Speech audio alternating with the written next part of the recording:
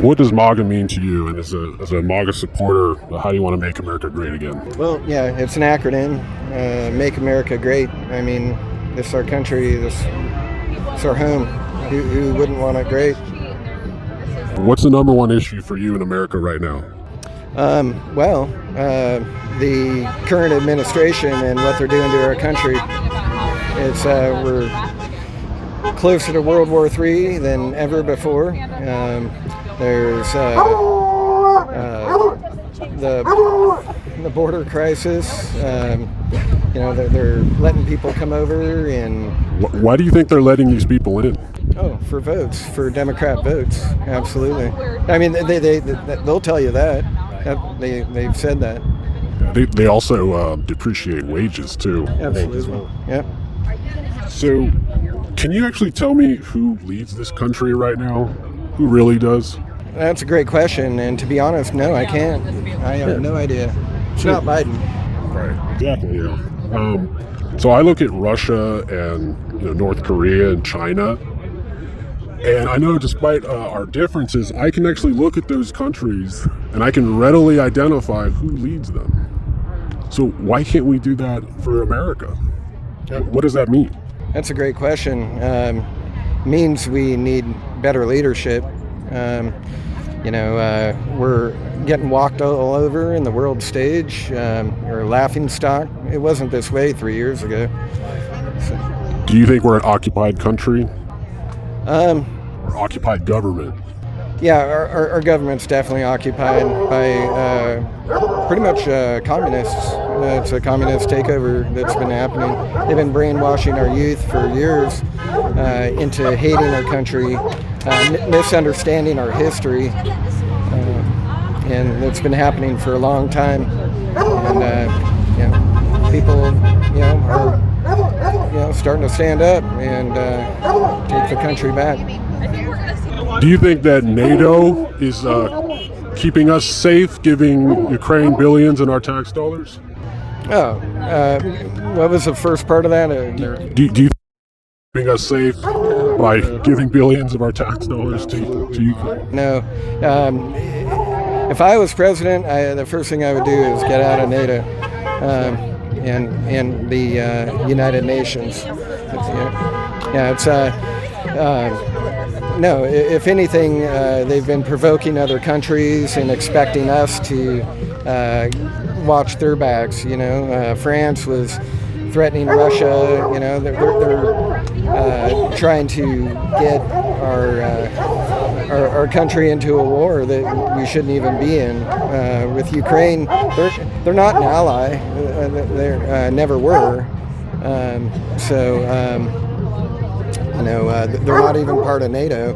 And even if they were part of NATO and they're instigating a war with another country, I don't think Article 5 should apply to in that scenario. Any country that picks a fight and then expects us to defend them when things get hot, I just don't think that that's the right thing. We need to get out of NATO right away. How would you feel about, say, nationalizing like big oil and big pharma, cutting out the lobbyists about that? It's a great question. I can't really speak a whole lot to that. I don't think it should be nationalized, but definitely lobbyists and what happens with our government. They need to get the big money out of government. Term limits, these people that have been in for 40, 50 years, they're blaming Trump for all the problems in our country when they're the ones who have been in control of the levers this whole time. So it's interesting, but I don't think we should nationalize. So George Washington, he once said that we should be involved in other countries' politics as little as possible and only emphasize commercial relations. Do you agree with that? Yeah. I'm not sure how familiar you are with Rand Paul. I've always been a huge fan of Ron Paul as well. And not that we need to be separatists or isolationists, but we definitely have our nose in pretty much every country's business, and I think we need to back off of that stance a little bit. Let if India and Pakistan are having problems, let them work it out. We don't need to be getting involved in other countries' external affairs like that. Do you feel that way about China and Taiwan? Well, that's a different scenario in that we have a treaty with Taiwan from back during World War II. So that's a little different because there is a treaty in place. If they want to renegotiate that treaty or something like that. But as it is right now, we have an obligation to defend Taiwan. So. Going back to what Washington said, do you believe that we could establish at some point in time fraternal or brotherly relations, at least with, maybe not brotherly but so much, but economic relations with China and Russia, and just win-win sort of economic cooperation and trade deals? Absolutely. We were actually working out trade deals with China right before the COVID experience. And we were on top. We had the upper hand in those negotiations. It's definitely they're Russia and China are world powers as well. They need to stop treating China like a third world country, because they're not. They need to quit giving them deals that they would a third world country.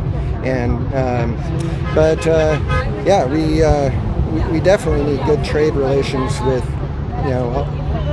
all these other countries. I think we could be really good partners with China and Russia if we have the right leadership. So I know that Trump had a similar deal going on real briefly with North Korea, where when he met with Kim Jong-un, he was talking about building hotels and setting up economic relations, and that was smacked down immediately. You ever heard of that?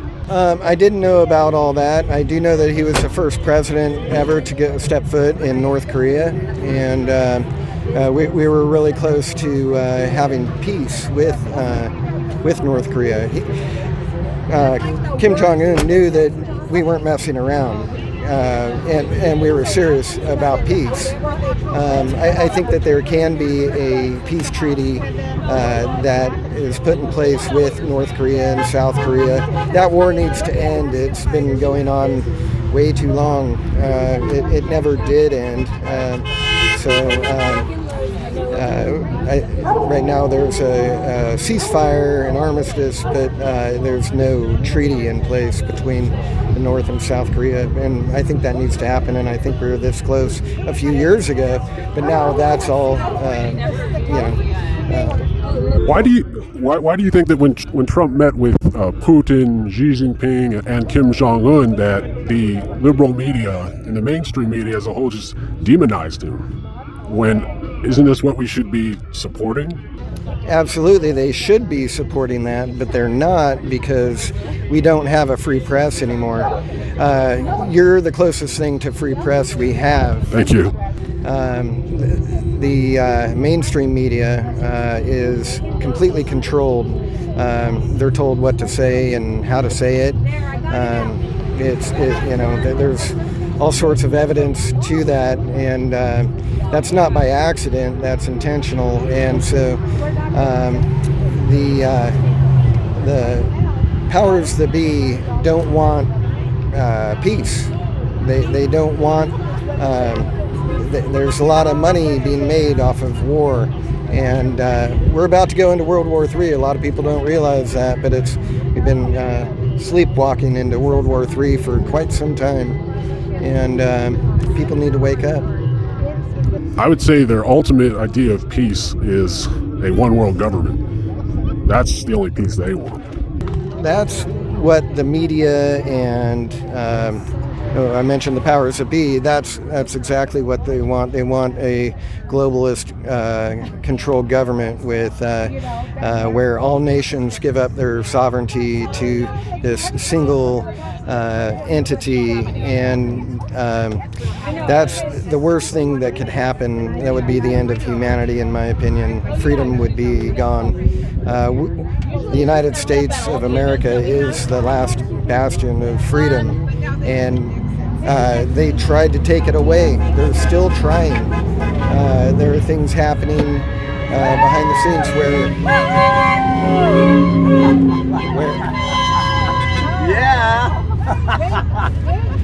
there's still things happening where they're still trying to take those freedoms away from us. So we got to hold on. We got to hold the line, stand our ground. Thank you. Thank you.